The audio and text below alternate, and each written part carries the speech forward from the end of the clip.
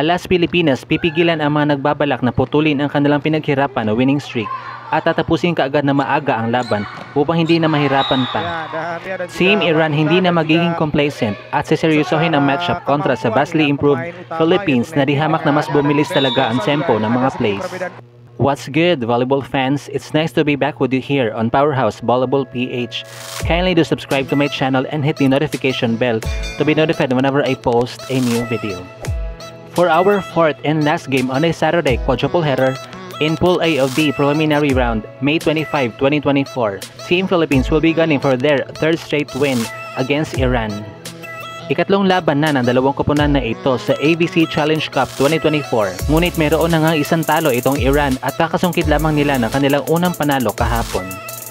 Dahil nang makipagbakbakan ng Iranians kontra sa mga baguhan from Chinese Taipei ay na-extend kaagad ang first set. Subalit nakabalik pa sa laro ang Iran at hindi na hinayaang umabot pa sila ng 5 sets kontra sa mga bagets, sapagkat tinapos na kaagad nila ang laban sa 4th set na nagkaroon na naman na extension 24-26, 25-20, 25-18, and 28-26. Ngayon naman ay dumako tayo sa kampo ng ating mga kababayan na talaga namang maituturing na Team Diesel for the past 2 games dahil naunahan na naman sila sa pagkuha ng set ng India. But as the game progressed, mas lalong nag-init ang Alas Pilipinas at nanghalimaw talaga dahil sa pinamalas nilang total team effort.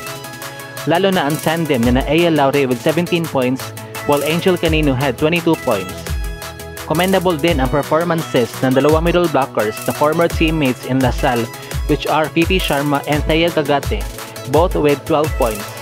Bagamat hindi naka-double digits si Cherry Bomb Cici Rondina na nakapagtala ng 9 points, malaki ang naitulong niya sa floor defense sapagkat nagmisulas siyang second libero sa likod.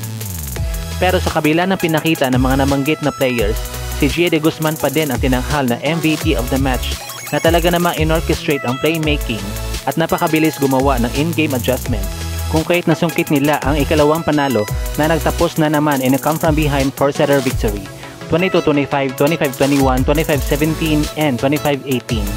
So, mananatili pa din ba undefeated ang ating mga pambato? Well, kailangan lang nilang ituloy-tuloy ang kanilang heavy serving dahil madami talaga silang kinarne sa mga naging kalaban nila with their service aces. Iwasan din nila bumuka ang kanilang blocking upang hindi sila mapadaanan sa gap in between. Dapat hindi din mapagos sa pagbenta ng kanilang talon ang mga middle blockers, lalo na kapag si Cherry Bomb na ang pumapalo dahil binantayan talaga siya ng mga Indians at kung maaari ay mag-execute ng combination plays kapag si Rondina na ang papalo para mas malaki ang tsansa na makapuntos. And lastly, i-minimize lang talaga ang errors sapagkat marami-rami din silang pinamigay na free points sa India. Samantala, paniguradong magiging mainit-init ang sagutan ng mga mabibigat at walang bukas na palo sa pagitan ng mga pambatong opposite hitters na magkabilang koponan na sina Angel Canino and Aitak Salamat na parehong nakapuntos ng 20 plus points during their last games.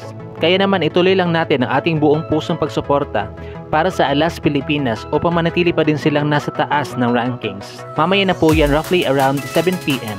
Nagaganapin pa din sa Rizal Memorial Coliseum.